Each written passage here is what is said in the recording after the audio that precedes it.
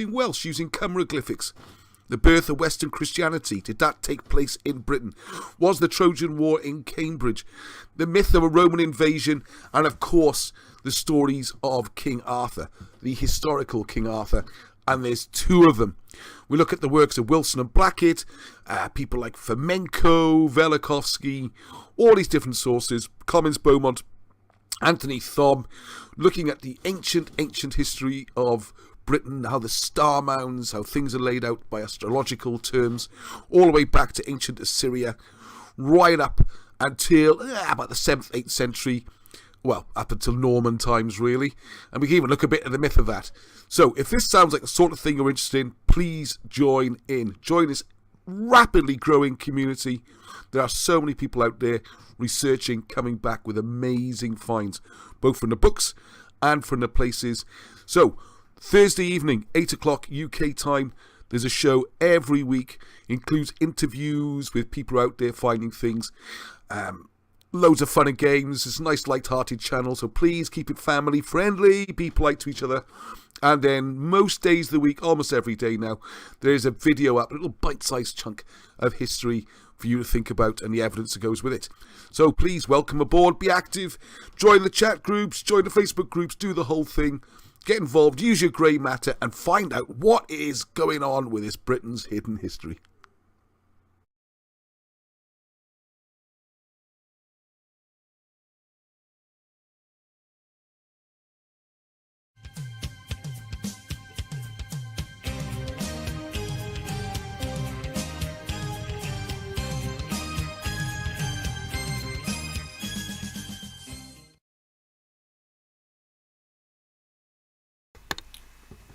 Hi, and welcome to Britain's Hidden History Live Show.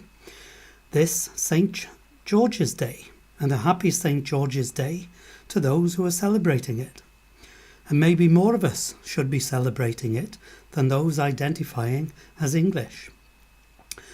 For Wilson and Blackett say that St. Illyd, Joseph of Arimathea, travelled from his new home in Llanhillyd north towards Brecon, where he left the Llewell stone, and on to the present-day Midlands, whose king was then the High King of Britain, Gwirydd, and that's George in English, Arviragus in Latin, to whom Joseph gave a banner of white with a red cross across it, thus making England's flag the oldest in the United Kingdom, and reminding us of our kinsmanship.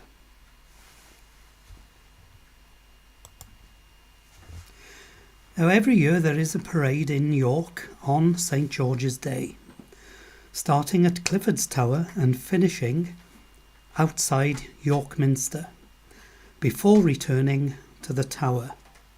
Today, the Eye of York was busy too, as members of the York Inset Scooter Club set off from the Eye for their annual fundraising ride to the Mended Drum pub in Hewby. Listen to this. They were waved on their way by the club's president, 97-year-old Normandy veteran Ken Cook, who made the headlines earlier this week when he made the train journey from King's Cross, London to York in the cab of an LNER steam engine. Well done, Ken, and thanks for your service. Each rider who took part will be making a donation to the Magnolia Centre, which is the cancer centre at York Hospital. No doubt a great day was had by all.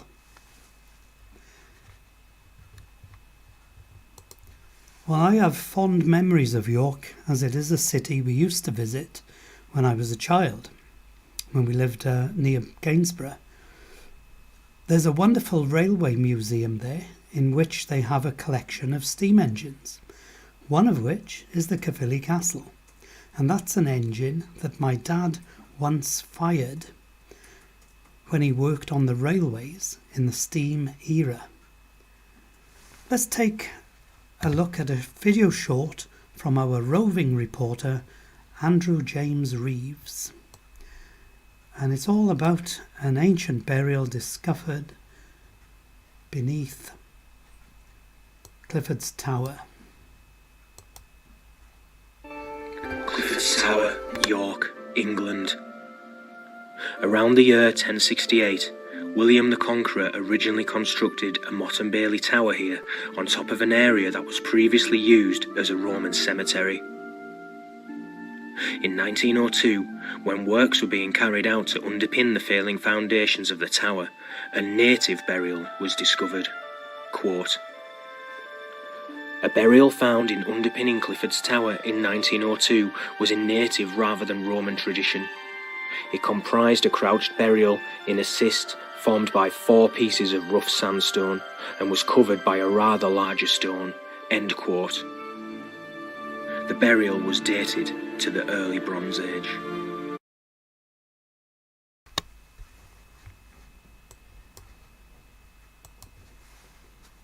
Thank you, Andrew, and keep your videos coming. Andrew has a great collection of video shorts on different media platforms, especially YouTube, and I particularly liked his video at Castle Howard, where they filmed some of Brideshead Revisited. Well, that was the older main movie. Now, my dad got interested in filmmaking for a short time and bought a Super 8 video camera. Youngsters will know what that is, maybe. His first filming took place at Clifford's Tower. The film ran at 16 frames per second, and he panned his first scene at the tower. Only 3 frames came out on the processed film. 3 frames, not 1/5 of a second at playback speed. Yet when you saw the film, those 3 frames seemed to stick in your mind's eye.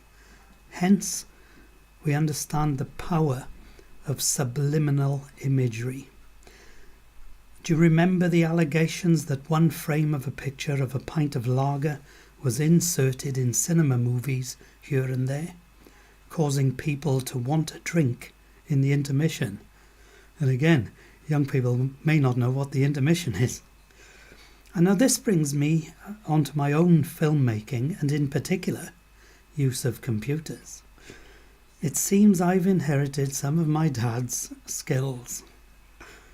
I'm the person who sets up the live show program on YouTube, so I'm the one who gets things like the setup for comments wrong. And I'd like to thank those who point me in the right direction so that I might get things right in the future. Apparently, YouTube makes its own mind up about allowing comments or not if you say the video is made for kids, which I've done on some videos. I thought not made for kids affected only the live broadcasts, but no, it also affects those put into the video section. It doesn't affect my own channel. I put them all out as made for kids, and the comments are okay, but they don't like some of ours. I also create the trailer and adverts, and also get those wrong sometimes too. The admins for the Facebook group and the YouTube channel are not the same people. So no doubt I've given both sets of volunteers apoplexy with some of my productions. Apologies to all concerned. So today we have part 1 of a 2-hour joint presentation by Keith Price and Bob Morgan on what Keith calls the Saxon Marathon, ably assisted by David Moseley with his military background. But first, let's have an Arnie video, and the piece is called Nithaguku, The Cuckoo's Nest, by Sean Phillips.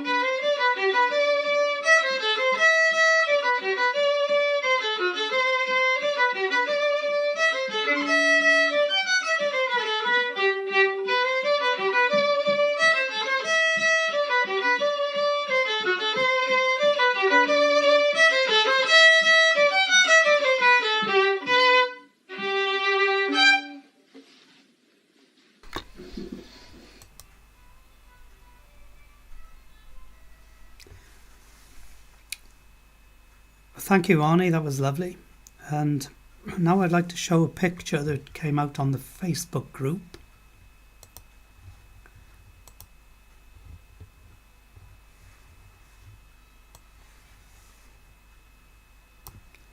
Which is all about Glamorganwg's auction.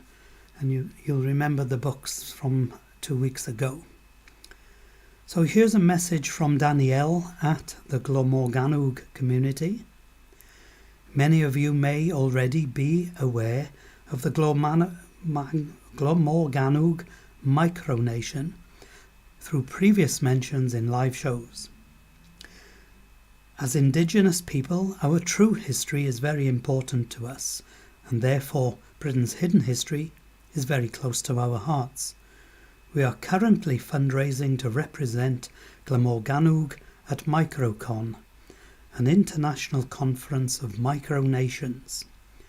Angie has very kindly donated a signed set of the King Arthur conspiracy books, that's the republished books, to help our fundraiser. Part 1 is signed by Alan Wilson and Baron Blackett. If anyone is interested in placing a bid, best of luck, and place your bid on www.glamorganwg, spelled with a capital G, LAMORGANNWG.org. The draw will take place at noon this Wednesday, 26th of April. And remember, you have to be in it to win it.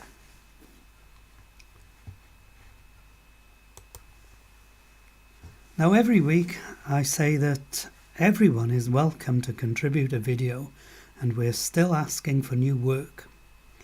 Angela or myself will act as liaison to publish them to Britain's Hidden History YouTube site. If you publish straight to the Facebook group page, let us know that you'd like us to also put your video on the YouTube group channel. That's for copyright purposes.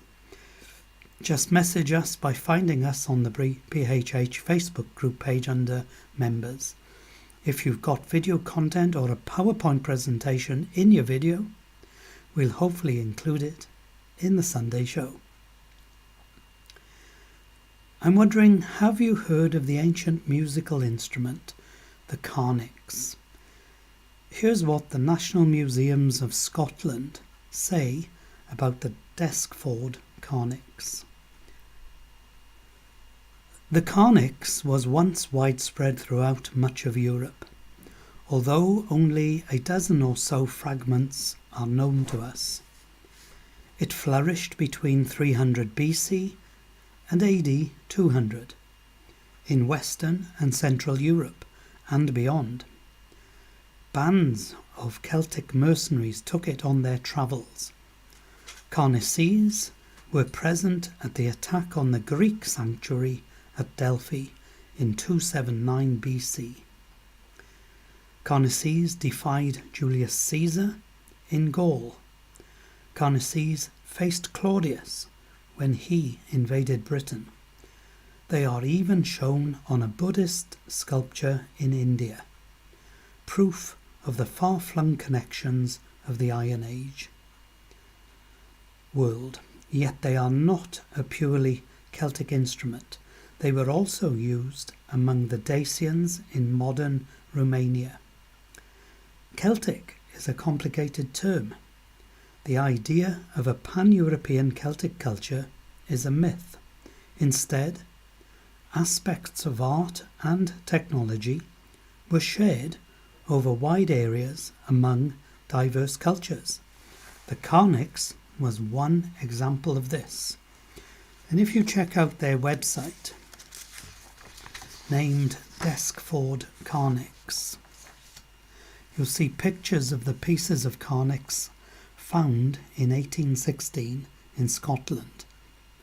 I've seen the occasional video on the instrument being played, and here's one by Ruga Musical Instruments.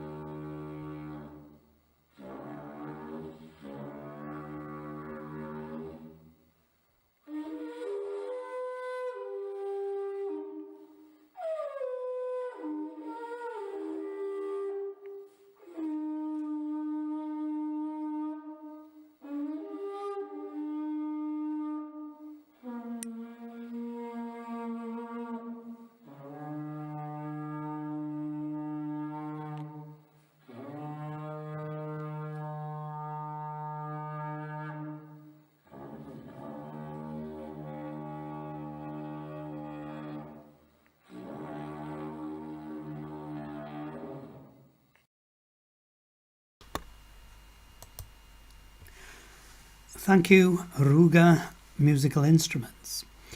As mentioned in the last show, we have another news item contributed by Bob Morgan.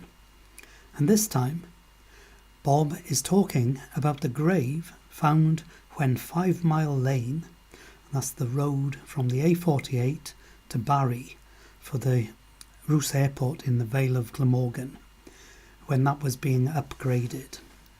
Over to Bob.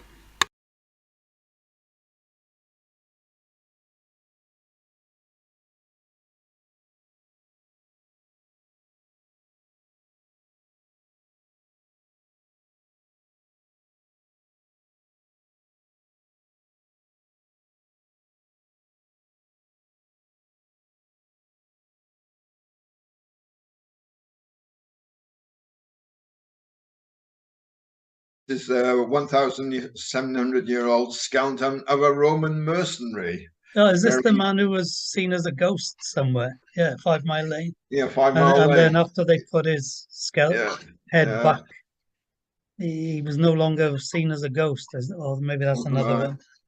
But again, it's just when the annoying thing on this again is they find the skeleton, and how have they determined that he's a Roman mercenary?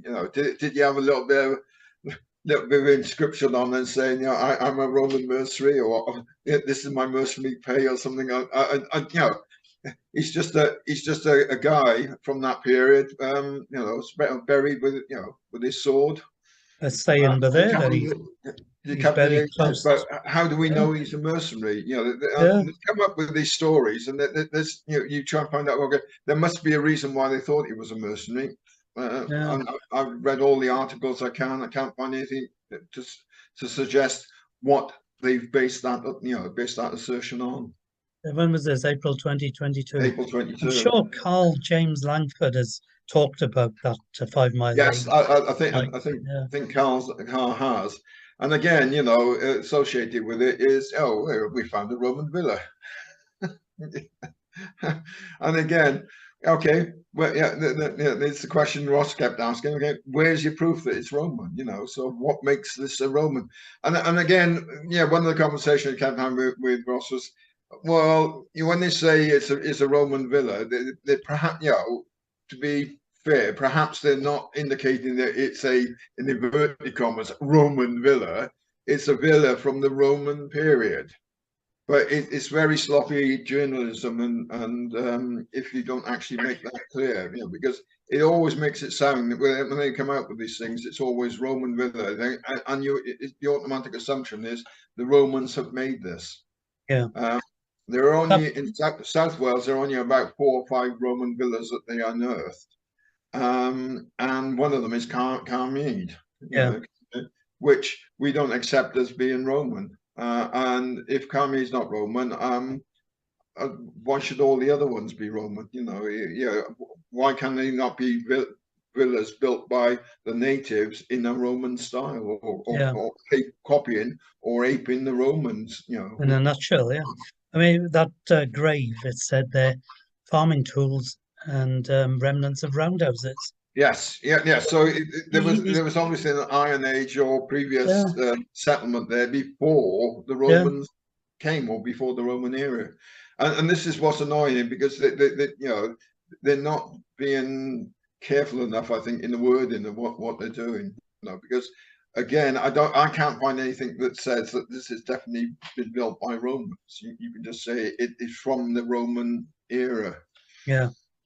But who built it they certainly haven't proved that any Roman ever touched it. Well, I suppose it's a tradition as well that if you're a farmer, you could be a yeomanry farmer into the Middle Ages. And but as I often said to Ross, is when you got to look at the modern day thing as well. When the Americans go into Afghanistan or Iraq, if they want to build a new complex for them, they don't necessarily use their own military forces to build it. They'll go out and get in civilian subcontractors and say, right, we want you to build a building to this specification for us. And that they won't do it themselves, because if they did, they'd have to have they'd have to have more people there, because you'd have to have the people actually doing the building construction work, and then the people guarding them, because otherwise you're putting them at risk. So I don't actually believe that, so all these things, Roman roads, for example, I fundamentally cannot believe that the Roman military built every road that's called a Roman road.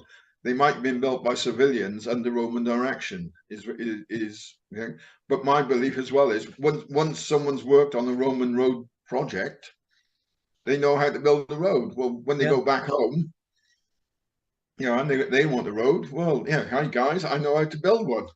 And they build it themselves. And so I think a lot of what are termed Roman roads in this country are actually, again, from the Roman era, but not built by Romans.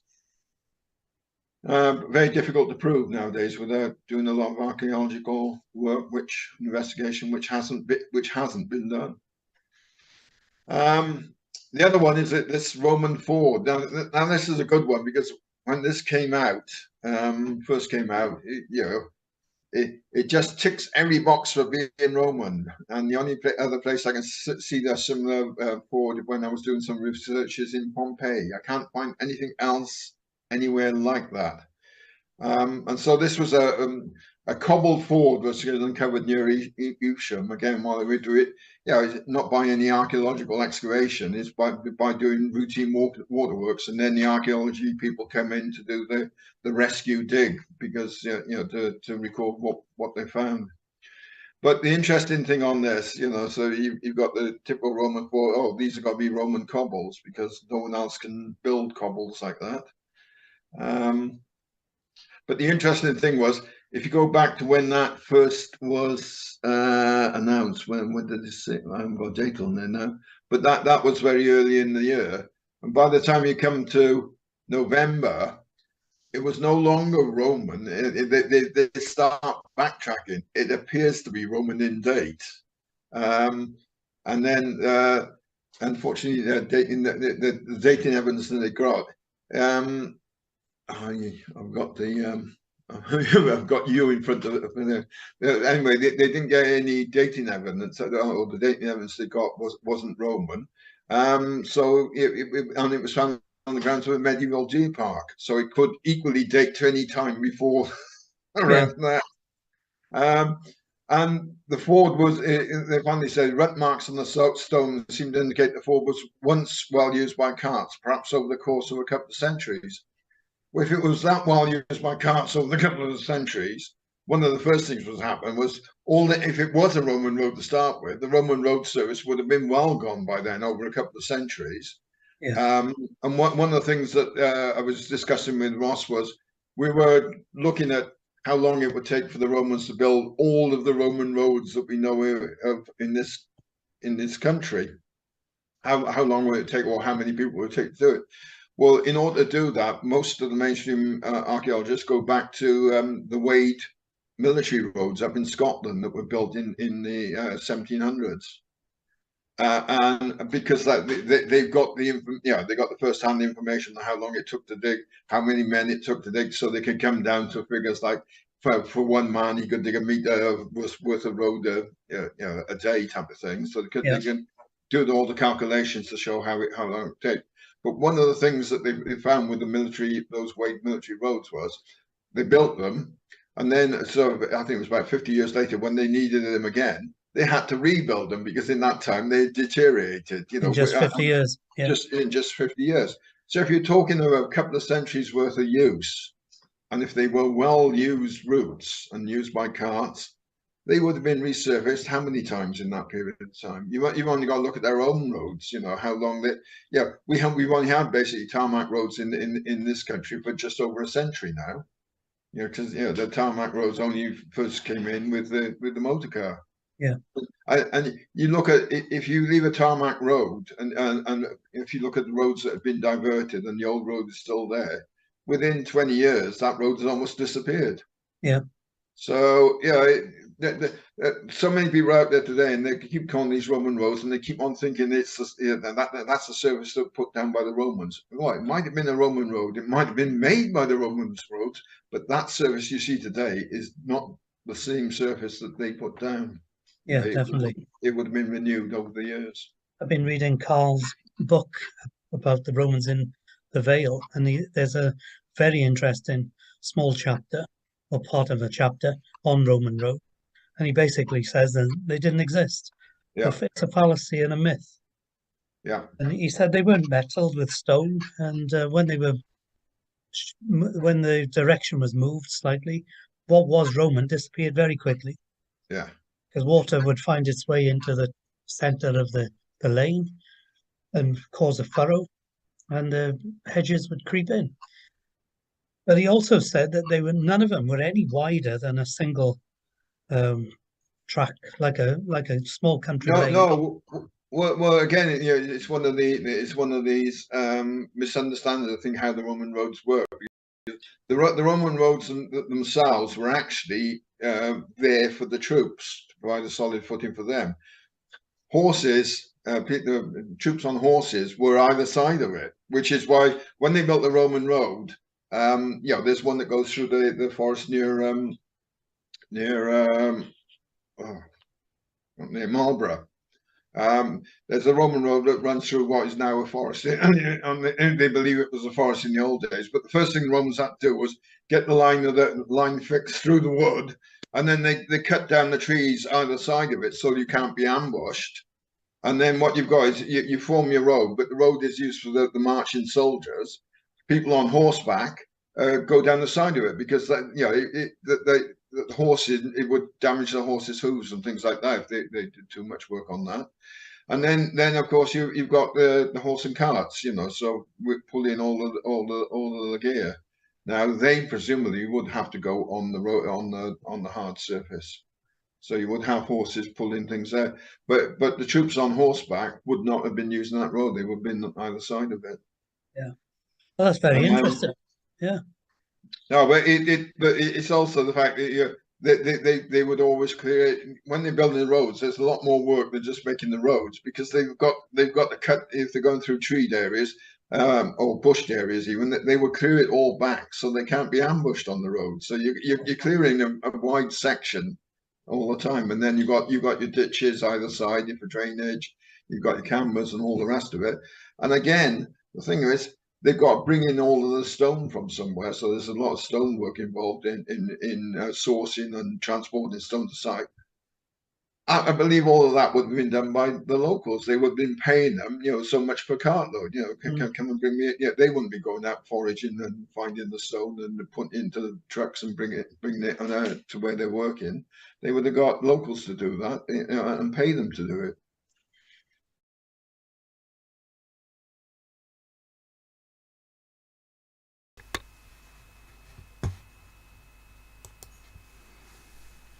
Thank you, Bob. That was a very interesting item, and more from Bob soon. And now for today's main presentation. We have part one of a two-part presentation with Keith Price and Bob Morgan, ably assisted by David Moseley. Keith is first up, presenting what he calls the Saxon Marathon, a full-scale invasion which resulted in an estimated 5-week campaign across 50 miles of West and Mid Glamorgan circa 551 AD. Bob Morgan then begins his presentation and adds his insights as a surveyor utilising the topography of the area to add to his viewpoint. David Moseley brings his military experience to the table, and thanks to Paul Hartell for providing video of Mynydd Baden and creation of sounds of early medieval battle. Next week we will have part 2 of the presentations and the conclusions drawn, and afterwards I will upload both parts as one standalone item to the YouTube channel.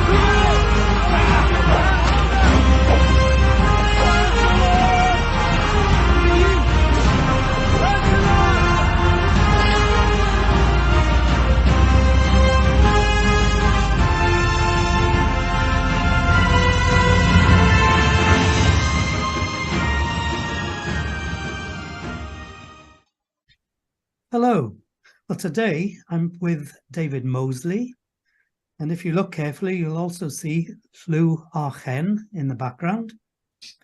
I'm with Bob Morgan and Keith Price. And Hi. David is our military expert. For today, we'll be talking about the campaign around the Battle of Baden and the marathon of the Saxons, as Keith calls it. And Llw Archen was actually at the Battle of Baden. So over to you then, Keith. Over to you then, Keith. Right, we'll go straight in and start. Shall we start, Paul? Yeah. So what have we got here then, Keith? Right, this is the castle, Pen Castle, which I've borrowed from a couple of castles on the internet.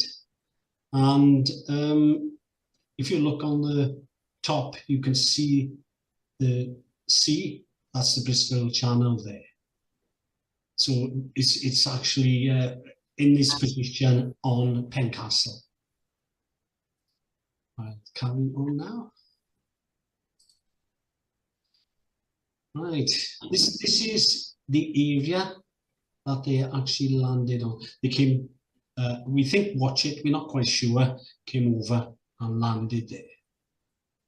Now the main reason I believe, and this is one of the reasons why that was picked, was that they were protected by the Neath River. So if anybody charged them, whatever, they still had to get over the Neath.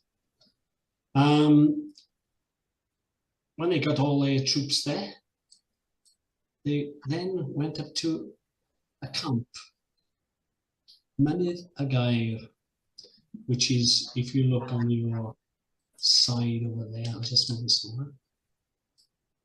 How many troops do you think landed there then, Keith? Well, that's the question. In the records, King Arthur killed 692, I believe, in one charge. Oh, sorry, 962. So it's that was one charge. So that's a hell of a lot. Obviously, maybe there's a bit of exaggeration there, but generally, I should imagine it's closer to 100,000. Because they fought 5 battles, and then the 5 battles with the last one, which would have, and that was over, I should imagine, a 5-week time. You know, it was timeline. But if you look here, you can actually see that's the cross there, and it's there. I'll just go on a bit. There's the camp. Mm-hmm. Now, all these maps are on, you can get them on the National Library of Scotland, OS Maps. And you can move them around and everything. It's brilliant. Right, so that's the camp there. I'll go back. You can actually see the outlay of that there. Still there. Mm-hmm. Then they got on their feet, and they didn't ride, obviously, but there's a castle here, Mynydd y Dinas, which is overlooking Aberystwyth. Port Talbot there, isn't it? Yes. The M4 going up. So you can see it's right on top of the mountain there. We got some tumuluses there, so there might have been a battle or a skirmish of some sort. And then we move forward to Taibach, right? And as you can see, I'll move this around. You can see the outlay of the battlefield there.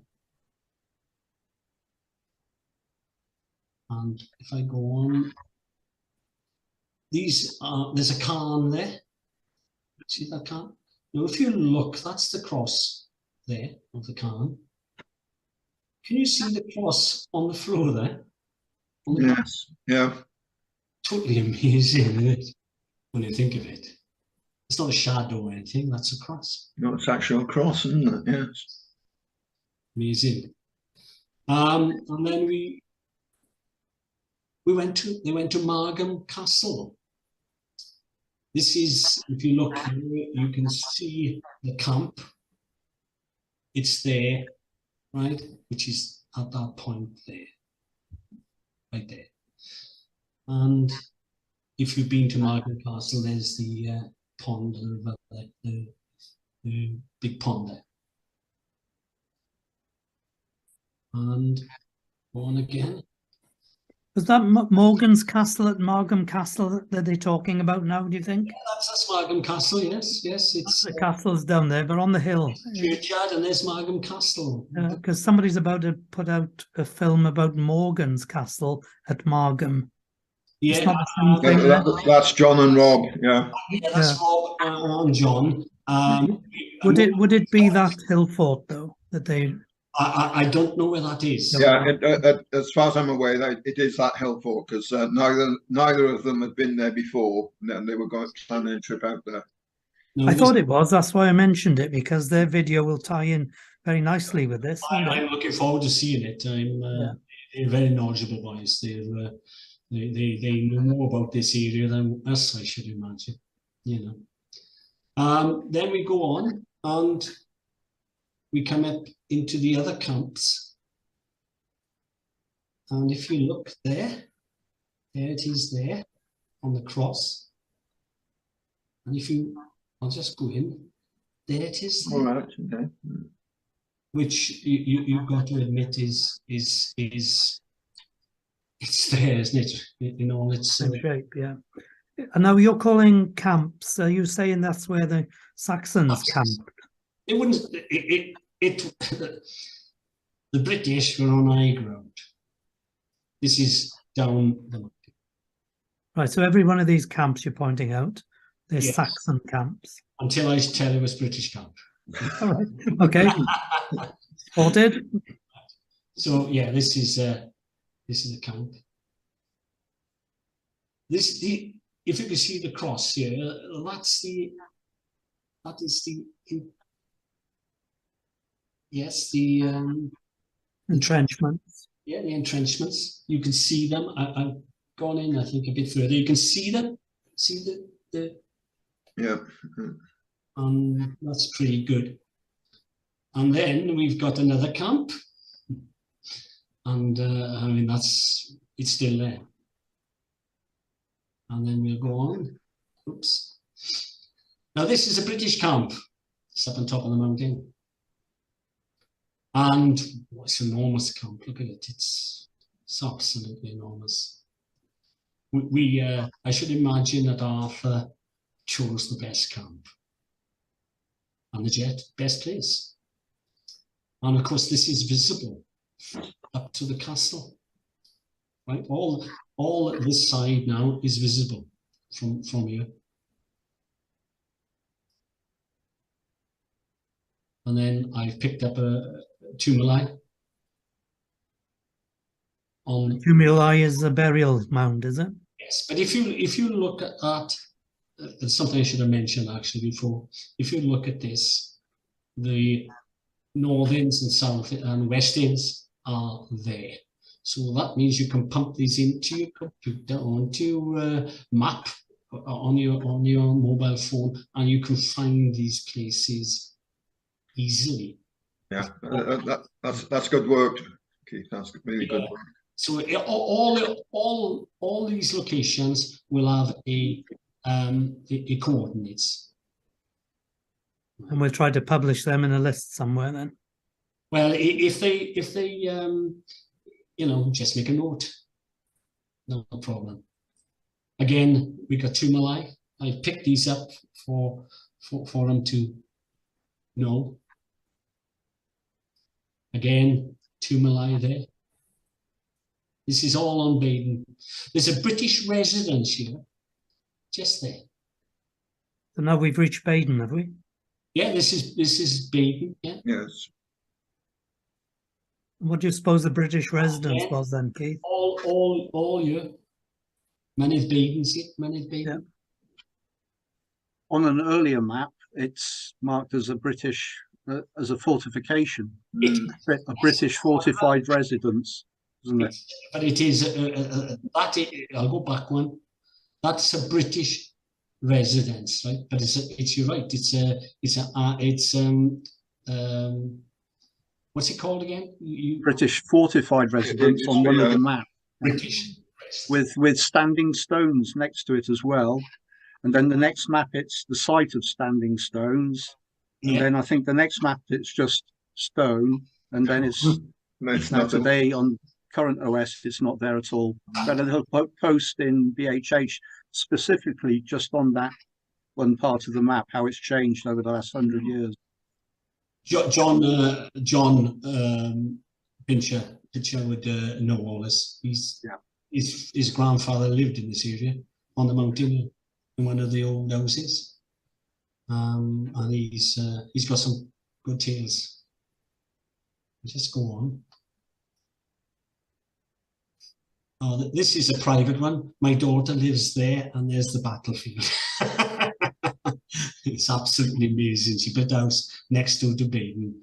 And then we come to Llangynoed. This is the village nearest to Baden, and I've been told that it's Llan, meaning the church of Gynoed, who was one of his mates who died in the battle. I'll just go on again, and then we come to, on the left-hand side, you can see Rhyw Tor Cymru. That's a lovely name for a battlefield, isn't it? Yeah. And that's it there, in Nanty Fathlon. Took me years to tell everybody that. Yeah. Took me years to learn how to pronounce it. Yes. My State Golf Club there. And then you can see this dotted line? That dotted line is the British trackway. And I'll go on again. The British trackway's got a common name, and it's called Ela Much, which is the Road of the Pigs. I surmised that it was called that because I thought it was I still think that the entrenchments were enriched by the pigs, right? I believe that it housed the pigs, so that whatever the weather was, it was muddy, right? Because if you're going to fight in good land, or nothing's it, but if you're fighting in terrible conditions, you know, it is. So that's one of the reasons. But then, to be fair, someone said to me, I think it was John, I'm not quite sure, that the banners that the Saxons had in front of their army was the boar's head. Am I right in that, thinking that? And which means this proves something beyond any doubt, that this was the route of the Saxon army. In other words, it was called Ela Much because of that. This takes us then to the castle. You see the castle there, that on the start, that's where it was positioned. This is, you can see the trackway coming up, and then it goes forward, and see that going down towards Cummer, and that is the British trackway, Ela Much. See it 2 minutes there? Does the trackway stop at Cummer, or does it go further? Yes, no, it stops at Cummer. Right. I'm assuming there must have been a reason why it stopped. So, or why it was built. The roadway is recorded as being 4,000 years old. And that starts in Swansea and goes all the way up to Penn Castle. So if there was no castle there wouldn't be no road. There's no other reason for it. So that castle was Penn Castle, the head castle. So there's a reason for it. Just logical. I'll go on now. That there is the tumulus. That is known as the Glyncama Cairn. It was on a schedule monument. It's no longer a schedule monument. It's disappeared out of all the records because this is now being developed as all this area is being developed as a resort. It's the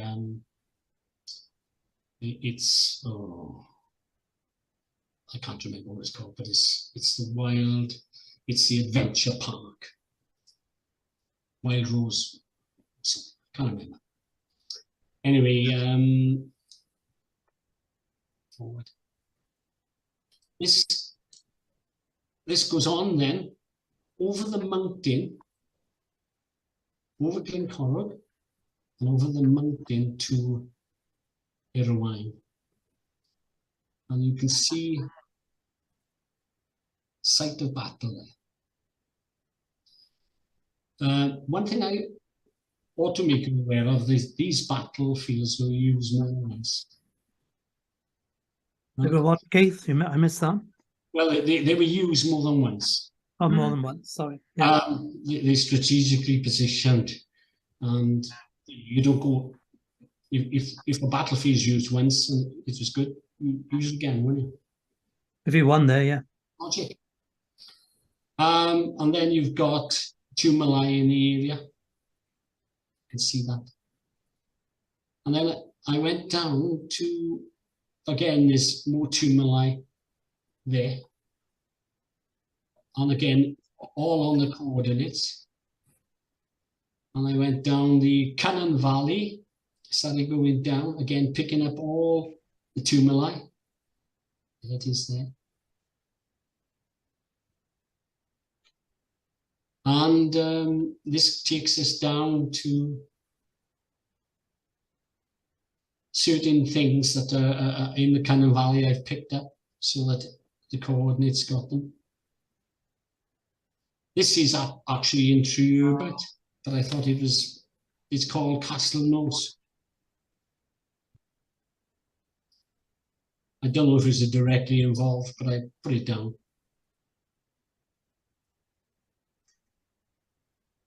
And this takes us then down into the Cannon Valley. I'm following the tumuli all the way along, you can see.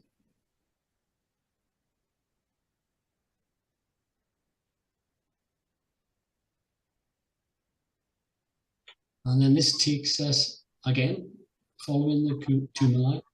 This is Eglwyswing, wasn't it? And this takes us then to a place called Rwsaesn, which is there. And this was the battle scene where all the rest of the kings of Britain met with Arthur to kill and murder and destroy the Saxon army, who were buried in Beddau, which I believe is the graves. Yeah, Ross thought it might be our graves. Instead of it just being plural, the AU at the end could be our. Well, maybe they buried all of them then. Maybe. But if we find another burial, the other side, their graves. The point is that I've recently discovered that the tumuli could hold up to 1,000. which is ridiculous. But then if you pile them all high, you know, and burn them, that's what you're going to get.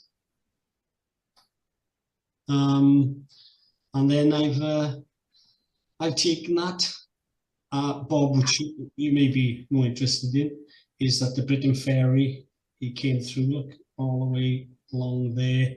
You're in Morgan then, Castle. You come up, that's the Bottle of Baden. There you got your Nanty Fallon, Tor Cymru. There's the castle in Pen Castle. This takes you up the mountain, over Glencorrog to Irvine, and then down the Aberdare, Mountain Ash, Pontypridd, Llantrisant. That's 50 miles, and it's not easy. It rises from sea level. It rises up to 900,000 feet above sea level, well over 1,000 feet. In this area, you've got the zip wire, which has just been constructed. So, you know, what I was hoping to do is to let people know that if they wanted something to do, they could walk, as long as you get permission to get into these places. You know, you can't walk into a field with cows, for example. But, you know, some of it is free, all over the Glencorrog, all the way up. And down into the valley and down to Llantrisant. And there you are. And if you superimpose the Rhondda Cynon Taf map of monuments, which you can find on their website, the amount of tumuli, etc., burial grounds up by Hirwain, you can hardly put a mark between them. There's loads of them up there. Well, I think what you've got to understand is that if you got an army, because this was for one purpose and one purpose only, in my opinion, is that they wanted a base, a location they could survive in. And that castle, Pen Castle, was the obvious, you know, if you think of it, of the whole area there. Look, it's the only place, when you think of it. That's where they had to go. They can control the whole of that area from there. And so the idea was to get enough men, enough soldiers to get a short distance. I think they wanted to go up this way, right? But I think for example, I know that there's a couple of knights killed in that area. There's one where the stone was laid, the Bodvik stone, which was his cousin from Brittany fought in the battle. That's now in Margam, in the Stone Museum. So I should imagine that they were made, when you think of it, if they stood on top of that mountain throwing stones down, no one's going to go up there. I mean, that's, you know, it's 1,000 feet, you know. And so they wanted them to come this way because this was the only way. It's virtually, it's flatter than anywhere else. And once they get onto that area here, it's a plateau. The whole thing runs virtually level on top of the mountains, all the way up to Irvine. So this was planned. This was planned. It was a trap, a booby trap, because when they actually fought the battle, 3-day battle, hell of a battle. I mean, it saved Britain. And they fought that battle, and they then got up to Cummer. So you're saying they didn't defeat the Saxons at Baden? No. They just weakened each other. I always thought they did, but they didn't. Right? Because why are they going up here? I only followed the tumuli, you know, it's there. There was battles there. So this actually takes you up. Now remember that he burnt everything. He burnt all the mountains. I mean, we've seen forestry fires, haven't we, in this hell. Well, this was what it was. So the British burned all the mountains, you're saying? He burnt everything. Everything. There wasn't any food. There was nothing. They poisoned all the water. They just put the dead in there, you know. There was no water. There was nothing. When they got to Pen Castle, it was demolished. This was built with a plan. The plan was always that you could see, you can see from that castle all the way down to there. All the way. So you've got a castle where you can view 1, 2, 3, no, 3 battlefields. And do you know there is a motorway, an ancient motorway, the British trackway, which runs all the way down here. And even joins in with Taibach. It goes Taibach in it, yeah. I mean, you couldn't write this, could you? You couldn't. I mean, why would they build? Why would they build a roadway along this? There's a purpose for it. A purpose. It was always there. It was always there, and he knew that if he could draw him up to Cama, up there, then they would have no alternative. If he left the castle up, they'd have been there. We've been speaking to them now. No doubt. So what he did was he demolished it. It was demolished. They tumbled it down the mountain. When do you think that castle was built, Keith? I'm changing my mind on this regular, only because of information I'm receiving. I know that the bridge trackway is recorded from Swansea in this area here as being 4,000. Yeah. 4,000 years old. You know, I think they shy on that. I would say in excess of 5. That's what I'd say. And I'm one day going to prove it.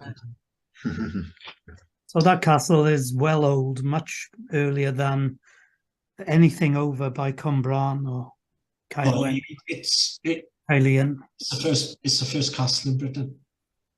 There was no other castle. That's the first building built. Sorry, in my state, in Avon.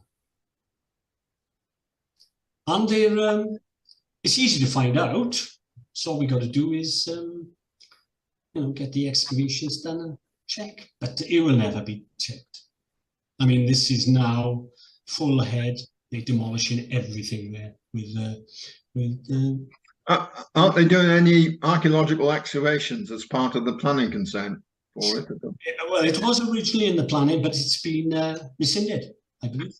Right. Except for Bridge and the Glyn Camacan.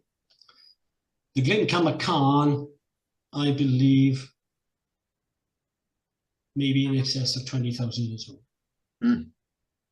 And I'm working on that at the moment. I can't tell you anymore. It's being revealed steadily to me.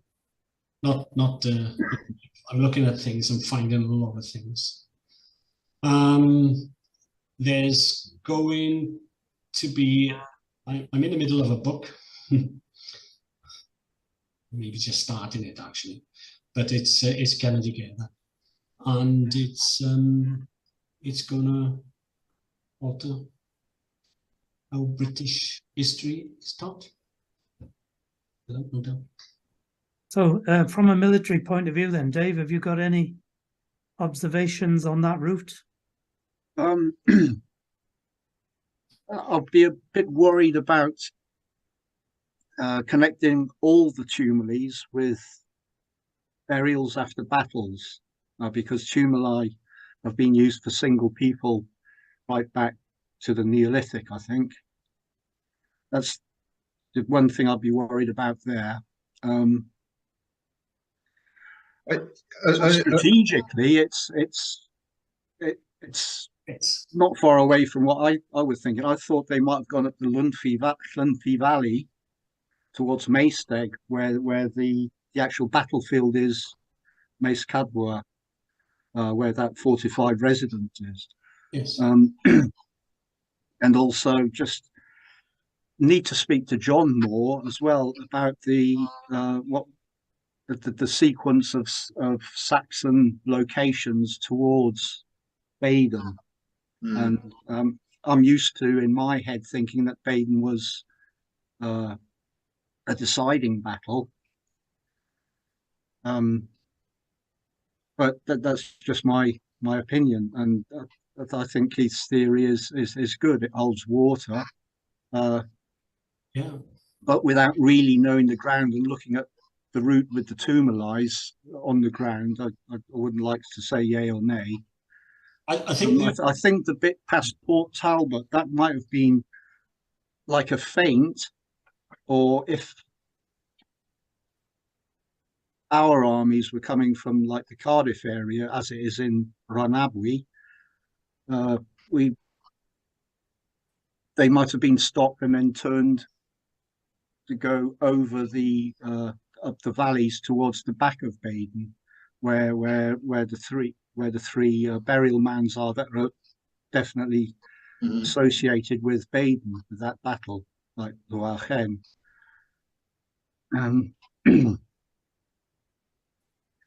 It's definitely not an up and down route, is it, Keith? Having not actually followed it, or is it? It's generally all high ground, all plateau. Yeah. Well, basically, you're on sea level in Britain Ferry. I know that bit. I mean, more around Affon Forest Park from Maesteg to Howelm. Yeah, well, it's up Baden Hill. Yeah, it's an easy walk. You're onto basically a ridge line at that point. It's easy, It's not an hard walk. The hard walk, or the right. What happened was, when that castle was demolished, and they couldn't see the castle, right? Because they had to get there. And once they walked in there and found it demolished, they had no alternative then but to follow him, Arthur, up the valleys. Otherwise, they'd have to go all the way back. And they weren't there to come back. This was a major invasion. This wasn't a battle, or we'll have a battle and that's it. No, this was an invasion. This was taking over this country. Remember now that he fought them and beat them everywhere, right? And this was about, they've been trying it for hundreds of years, trying to get this. And this was the Vandals and the Saxons plan when they were in Mercia, and they decided that this was a wealthy area. This was where everything was, and they came in to get it. And when you think of it, if they had that castle there, they'd survived. But when it went up there, they were demolished. Now, that's a hell of a thing to say, demolishing a big castle. But it was planned, it was always in the planning. And I think we've got to see that this route was definitely taken because of the Helamoch, with the where the banners, when they massed, they had the banners of the pig, the boar, and it's definite. It's what the people saw. Why didn't they ever rebuild the Pen Castle, Keith? Sorry?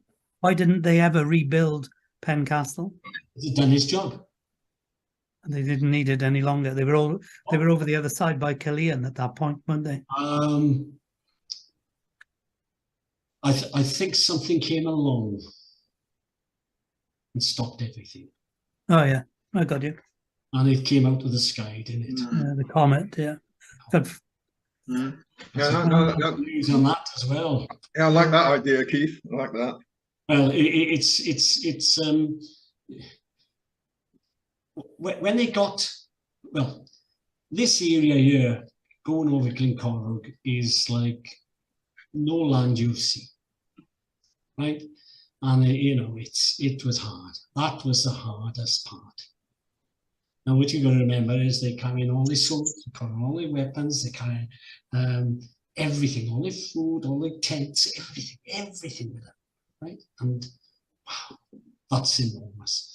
I mean, I say it's about 5 weeks. I mean, I can't, just think of it.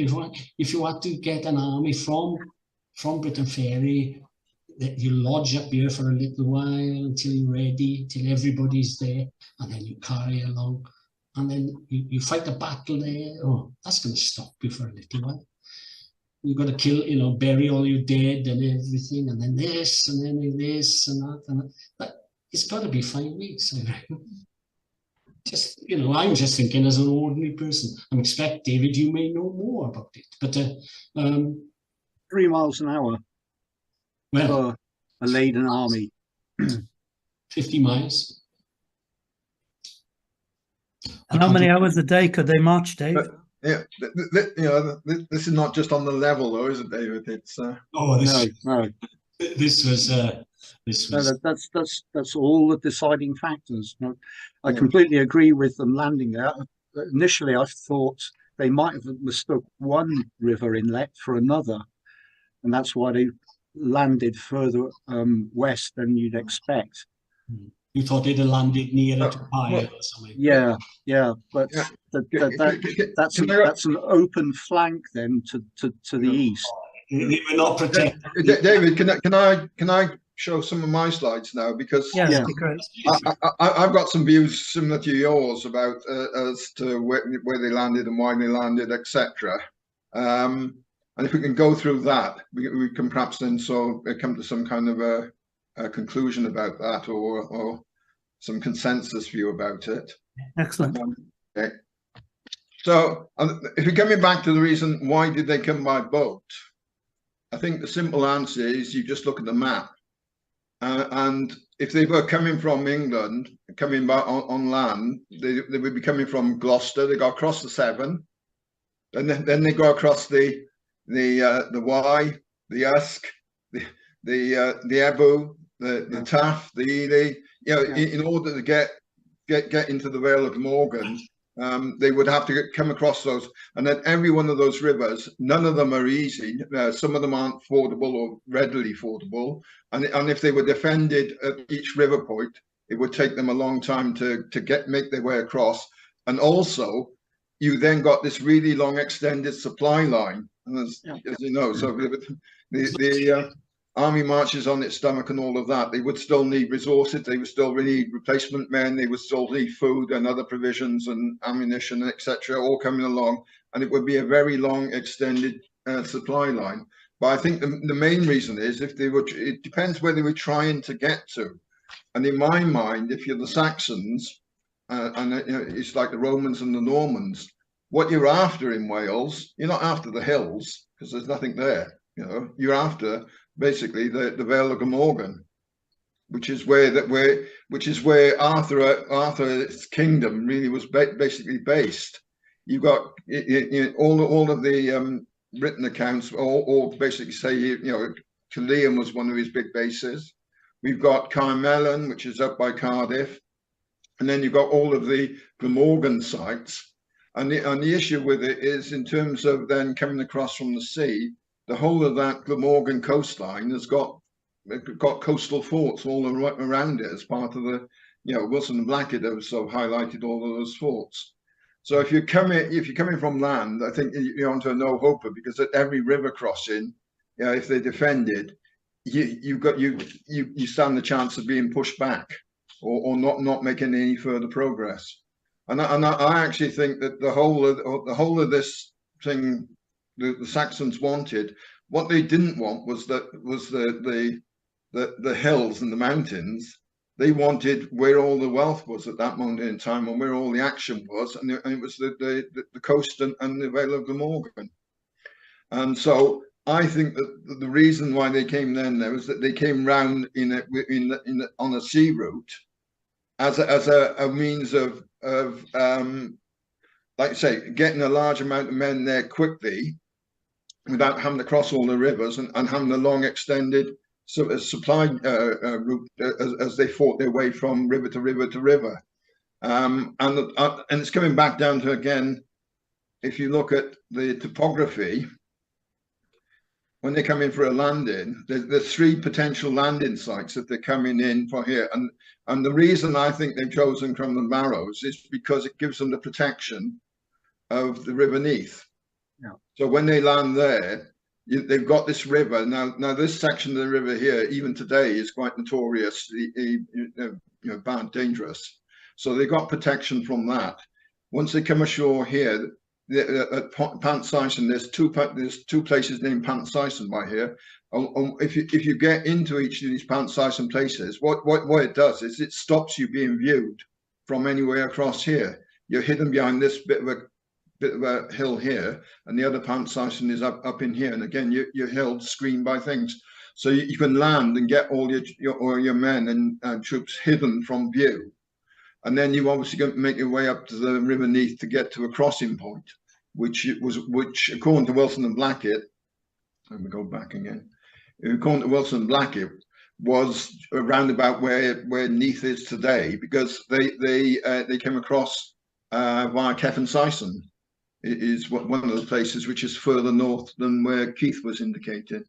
Yeah, there's I think there might be battles there even. Yeah. So.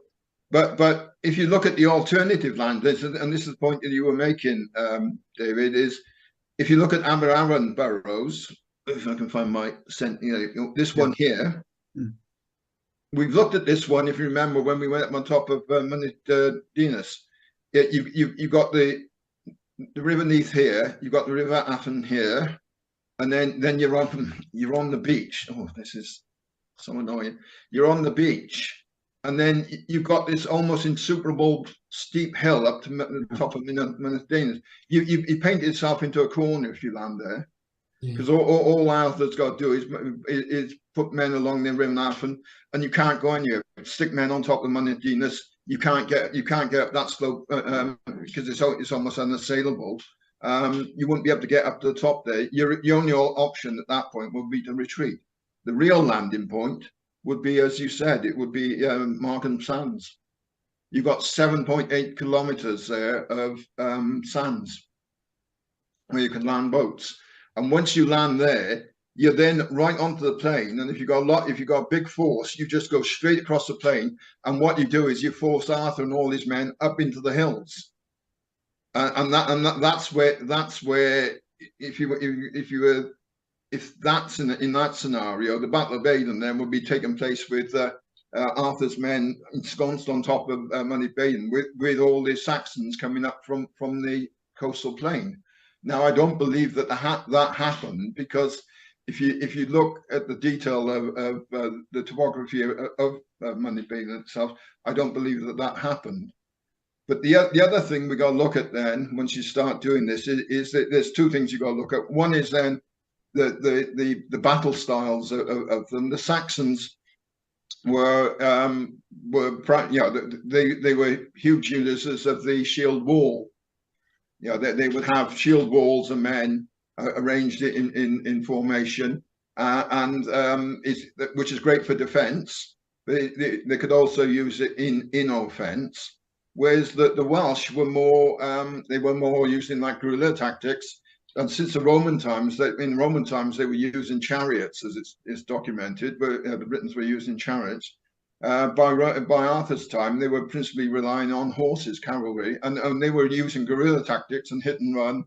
And they were more, in a sense, more defense orientated, I think, rather than defense orientated. Because if anyone came in, as documented again, when the Vikings and people like that arrived, they burn the plain so that there's no food, and then they'd all retreat up into the hills. And that at that point there, what I can believe then is probably that Cairo up here becomes a central rallying point for all of the forces. You know, if someone comes in and you're forced out of the plain up into the hills, that makes a great base then for you up in there, because it's quite far into the hills and it's quite well protected, because there's a lot of hill forts between there and you and the Saxons or whoever's coming down on the plain. And then you'd have a series of attacks coming down from the valleys, trying to get the plain back. Now, the other thing we've got to look at is, right, okay, Crumlin Burrows, that's 1.8 kilometers of sand there. How many people can you actually land on there? How many boats? Now, in Saxon times, if you're looking, for example, look at the Sutton Hoo ship. You know, that's about sort of 30 meters by about 5 meters wide. Most of the ships of the Saxon period were not much wider than 5 meters. So if you're going to land boats up on them, bring them up onto the sand, you'll need a 5 meters linear length of beach for the boat, and then you probably need another 5 meters either side of it in order to unload the men, etc. So you start pulling boats up onto the beach.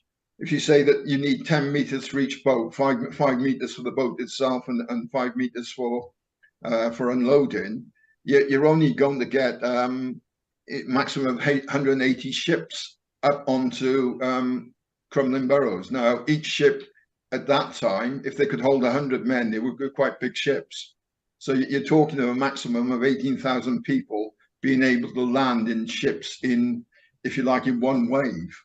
Now, the only way you could land 100,000 there would be for those ships then to retreat and another batch of ships to come in, and you keep on doing that. You'd have to do it 5 times in order to get 100,000 people. Now, it's documented again that what was it? One of the in here. It took. I forget who he is now. Where did I get that Saxon in? Oh, yeah, Henry V. When he unloaded all his troops, he had 8,000 to 10,000 men at Harfleur, and it took them 5 days to unload the men. You know, it took them 5 days to do that. So if you're talking of each wave of ships taking at least 5 days or more to unload, and you're having to bring in 4 or 5 boats, you're talking 20. You're talking almost a month of boat activity. And I don't think that's what the Saxons were intending. I think that what the Saxons were intending was to a quick. I agree with Keith that this was a once and for all battle. They weren't going to come in here and they were going to take the South Wales away from Arthur. Full stop. This was going to be the maximum. Their maximum one an opportunity in that generation to do it. So I think that they would go all out. One of the things I've considered is whether you land a small force of, you could probably get 15, 20,000 men pushing it. And their job was to come round and actually secure Markham Sands and hold some of Markham Sands and then protecting the bigger fleet coming in, which would then, instead of going up into the hills, as Keith is saying, would then just go straight through the plain and push all of the Welsh back up into the hills. Now that seems to me to make more sense than actually the Saxons heading for Cairo as a target. So basically, you're having a force that creates a beachhead. Yes. Albeit in Britain Ferry, let's say 20,000. Yep. They come along then Aberafan, and they secure the Morfa beach. Yep. they were securing Margam Sands and this beach down here, and their job would be to secure that and hold it until the main force landed. That could be a very good explanation how you get a maximum of people onto that beach. Yeah. I mean, What in that scenario, what I would suspect then happened was, and this is coming back then to your joining the dots. It was they got as far as Tyback, yes, and Yapandikara, and that they were to turn back that force which was coming around trying to secure Margam, then got stopped at that point. And at that point, their only alternative was to head up then the British Trackway, and that's when we start then linking your dots. Yeah. You know, so they were coming round in a sweeping movement here, but every time I move my cursor, they were coming up and they're coming round via Neath, and I've lost my cursor here, and Kevin Size.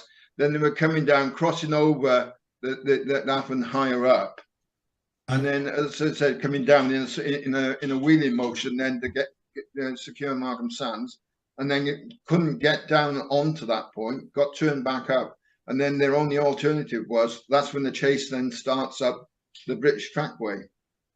To be fair, that sounds, you know, we are talking of a expedition course, army going in and preparing the landing place, very much. And then the point was then as they hadn't secured the beachhead, the main force then wouldn't take off, because the thing about the Margam Sands beachhead then is you're not overlooked like Aberarron Burrows by hills or a mountain behind you. You've got this fairly wide plain area, and there's no cover for you. There's no protection. So if you're landing on, you will be landing. And by that time, Arthur's already worked out what you're up to, because he's seen you guys landing. He will already start having an army heading towards you. And you've got no cover on that beach. So you wouldn't dare risk landing your army, because you haven't got the protection. The whole idea that I've got here is that you had this smaller landing force which would secure the beachhead and to hold it for a couple of days to enable them to get the main force on there. And it didn't happen because they got turned at Tyback. And then they got forced up the British Trackway, and as you go, then you just then start joining the dots. You've got Munidea Castle, which is the one at Margam, and then you hit the fort, then you hit the enclosure, then you hit the Bulwarker, and then at that point, then what I believe happened, I think you've got the other way around. You've got the Arthur being besieged at Bulwarker and the Saxons coming up and forcing him backwards. I believe it's the other way then, because I think that what happened then is we're coming back to the Wilson and Blackett version.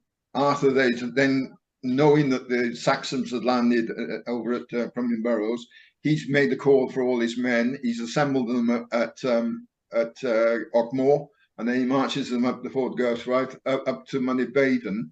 And what's happened is the Saxons go as far as the Bulwarker, and there are troops, and Arthur's troops are holding that, and that is the siege which Arthur is coming to break. The Bulwarker is holding out.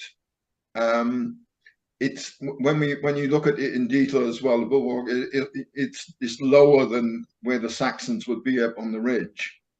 So they're in a better position, but they were holding it out, and their job was to hold out long enough for Arthur's guys to get there. And Arthur then brings his guys up from Ogmore, up the Ford Godfrey to actually get to Moneybaden. Now, when you look at the topography of that, then the Saxons then are coming up here to the first fort. And when you start looking then at the existing, you've got all the existing entrenchments which are still there today. When you look at those, they're to the east of that British Trackway.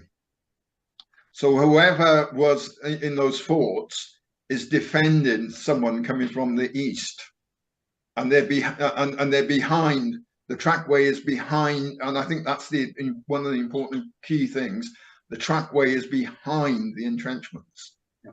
So to my mind, that means that that's the Saxons, because I'm convinced that Arthur is coming up from Knockmore. When you look at go down to then Moneybaden, Arthur's coming up the Ford Guthrife here, and the entrenchments here. This is Moneybaden. This is the high spot. You can see that the entrenchments are there, are protecting that high spot of Moneybaden, both sides, and then they're extended. Now the entrenchments undoubtedly went a lot further, and there were more of them than we see today because they've been eroded out. Yeah. Once you start then going back to the written records that we've got, the written records are quite clear that Arthur hid some of it. Arthur did set a trap, and one of the things in doing that and setting this trap was that he hid his men behind the hill, and he took them off at this point here. From here to the Bulwark, you can see one another, albeit that you've got the valleys in between. But if Arthur put his men down, some of his men down here, they can't be seen. They're hidden from the Saxons, who are up on this ridgeline up here. And they're also they put these. You've got these entrenchments here. What I believe is, and again, it's in the written records. It was in, I think it's in, not Gildas, it's in Geoffrey of Monmouth, which is one of the later ones. But what Geoffrey of Monmouth says is that the Saxons at the siege of Baden, they were not in a hill fort, but they were on the hillside because they were confident that their higher numbers that they had compared to what Arthur's men had, or what they could see Arthur had, they didn't need any further protection. So the night before the battle, they were just camped out on the ridgeline up here, which is why I believe that you have these entrenchments here. They're protecting the ridgeline here and protecting Arthur from coming further up the road. And these entrenchments here, I believe, would have gone all the way across the ridgeline at that point. And the Saxons were all out here. And at this point here, there were still Arthur's men still besieged in the bulwark and not giving out.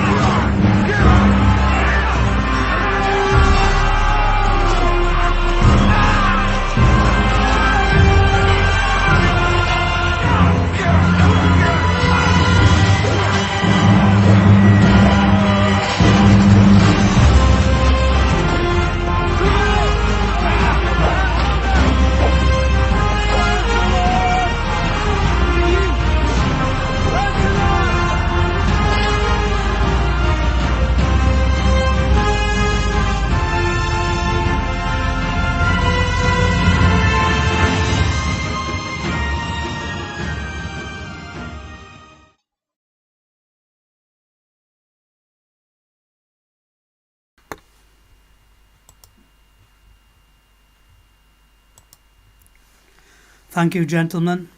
Keith's remarkable detective work in producing the campaign hypothesis and the three men's work we've seen today, discussing it, have produced a serious body of work and may well be the cause of academia finally rewriting some part of the history of the people who call these islands home. And that's not forgetting the great work of Alan Wilson and Barham Blackett, identifying the history to be rewritten in the first place. As it stands, and after we've seen part 2, if you were to call this a work in progress, you would have to agree that huge progress has been made on this part of the historical record. So let's take a look at today's chat up to this point. From this point, I won't be picking it up. Nimble Horse started with his father's father being the engine driver for the last steam engine, the Mallard. That was interesting. And somebody said, I think we've discovered Arnie's new musical instrument, the Carnix. That'd be a great one. We'd all be pleased to see that. David Church says some historians call Roman a time period and not the Italian city. Nimble Horse pointed out that Roman roads weren't used by wheeled transport, but the original British roads, Deer Street and Watling Way, were used by chariots. David Church wants to know if the original greasy spoons served runny eggs, and asked if there was a trailer for today. Well, yes, there was, but I may have messed up the link. No surprises there. David also asked if the invaders scouted ahead of their invasion. They must have. Kay Higgs loved Paul Hartel's work. And to be repeated at the end, yeah, it was great, wasn't it? David and Meg started a conversation about toilets. T-Bach, Tie-Bach. Hippie Shake pointed out that the YouTube channel Ancient Historia has a very interesting interview with Marshall Abrahams. And Legolas says that John Pilcher has compiled a great deal on the Battle of Baden and will supply videos soon. I think Keith was trying to get in touch with John and Rob Pierce to partake in the three-person discussion there on the campaign hypotheses. David Church and Meg have provided alternative versions for the naming of Heola Much. Nimble Horse says that the Cruithne refers to the whole tribe of people 800 to 500 BC inhabiting parts of Britain and Ireland. Holistic Media is looking to hire a Lidar drone to map Mynydd Baden. Won't that be something? Marshall's book is closing in on being published, and she's getting a great deal of help, I think with drawings, etc.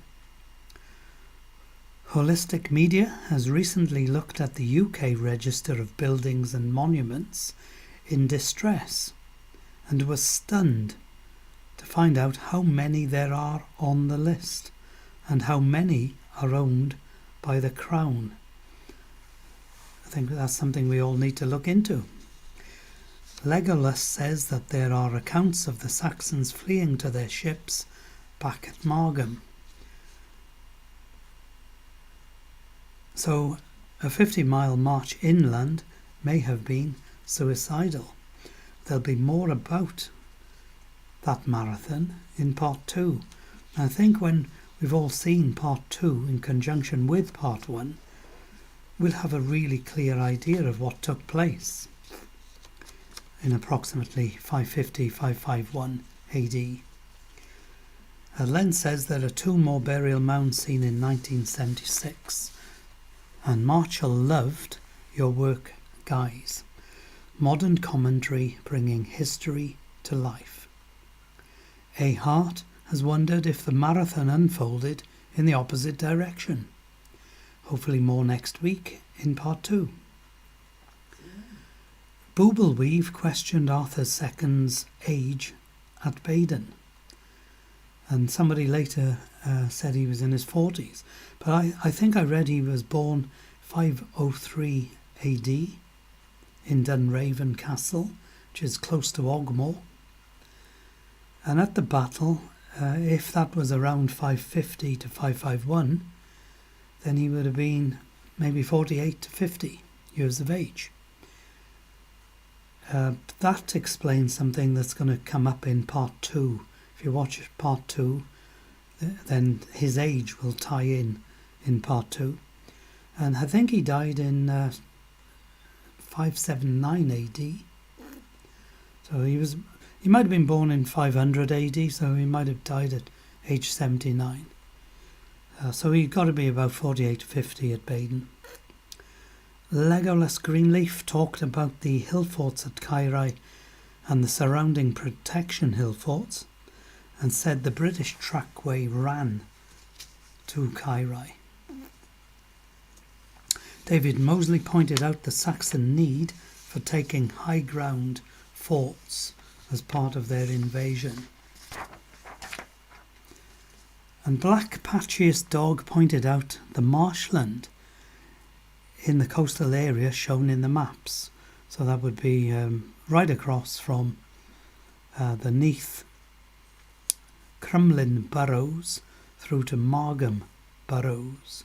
Maybe Burrows is the name for the marshland. Boobleweave thinks this is the most detailed analysis of the invasion seen to date.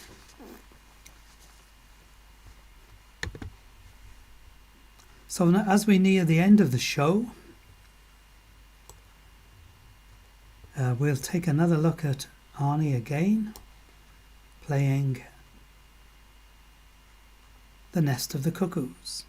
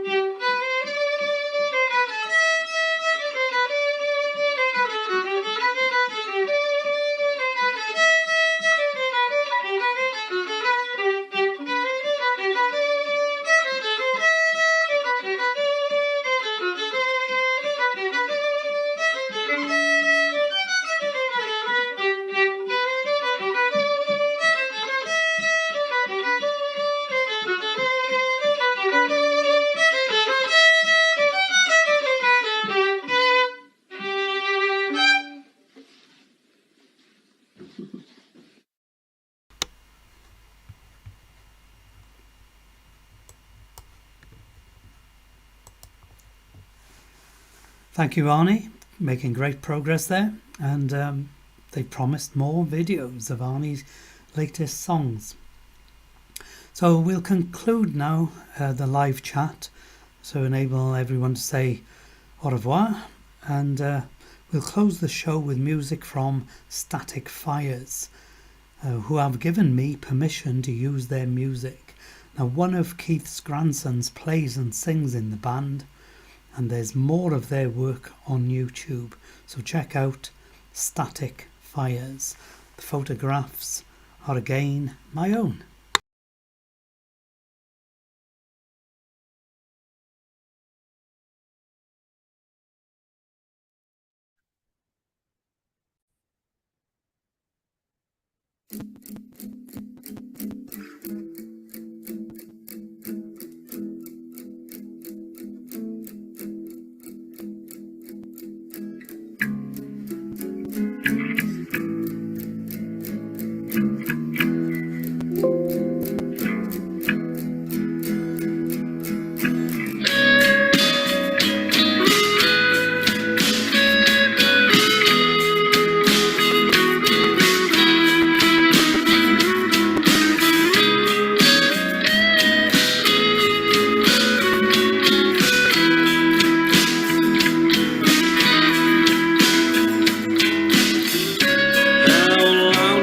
See you again. How long till I hear your voice? I don't wanna lose you again. I wish I had a choice. always eases my pain, keeps my mind in tune. But like all good things, it's gone too soon. It's the end of the road, I can see it coming.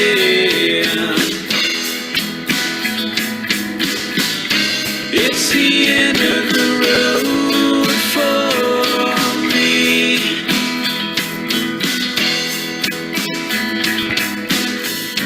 Here we are at the edge.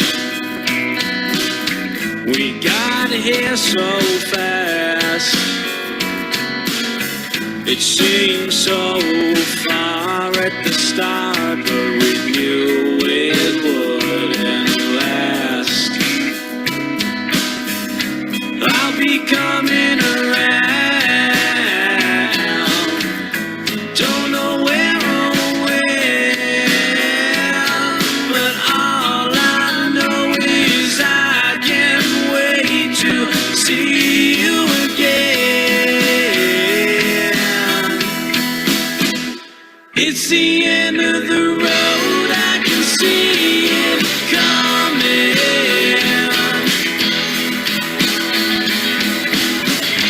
It's the end of the road for me.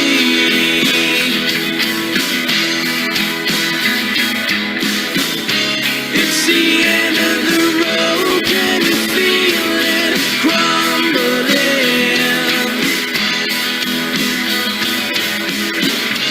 It's the end of the road, can you see the debris? End of the road, end of the road,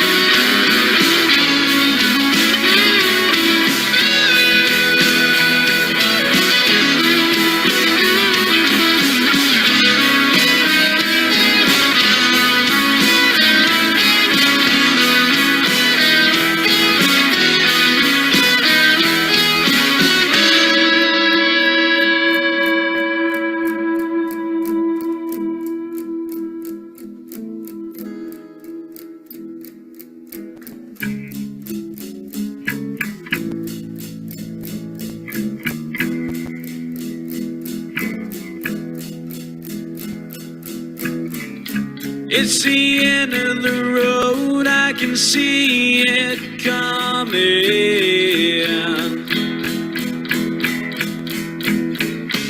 It's the end of the road for me. It's the end of the road, I can see it coming.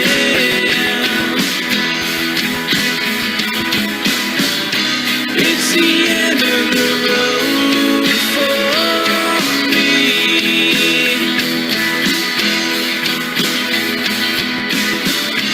It's the end of the road, can you feel it crumbling?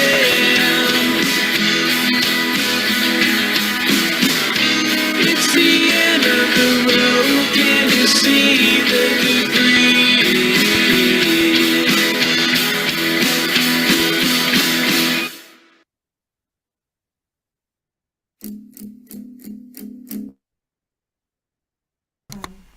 Don't worry.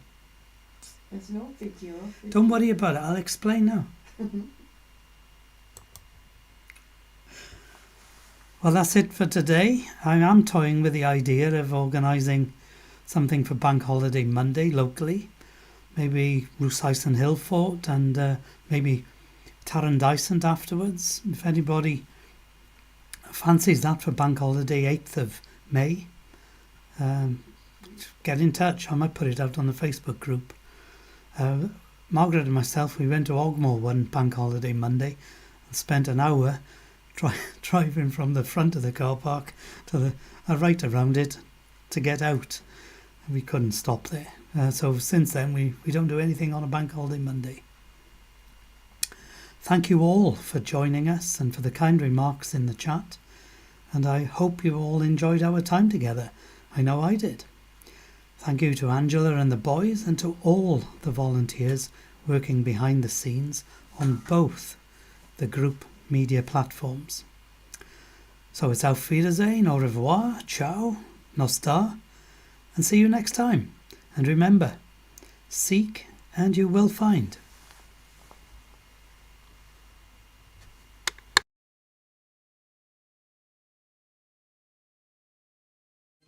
Thank you for watching the video. I hope you enjoyed that and found it informative. Britain's Hidden History Group has so much more going on our YouTube channel. The one you're watching now, there's a live stream, 8 o'clock UK time every Sunday. We speak to people like Wilson and Blackett, reprint their old books and help produce new ones. We go researching to the tops of mountains, all the way down to the bottoms of caves. Busily recording the books, you can listen to them as well, and looking at mysteries and working out what we're not being taught in schools and preserving it, because the physical and written evidence is rapidly disappearing. You can also find out how to read ancient writing and hieroglyphs using the Welsh language. It's amazing. There's a Facebook group where this is being discussed. Along with a website, you can buy the books and help us. Also, as you can see, there's now a Patreon page where just a few pounds a month will make all the difference in trying to keep the project going and preserve this history for future generations, and also to find out for ourselves what is going on, what is Britain's hidden history. So until the next time, heddiw!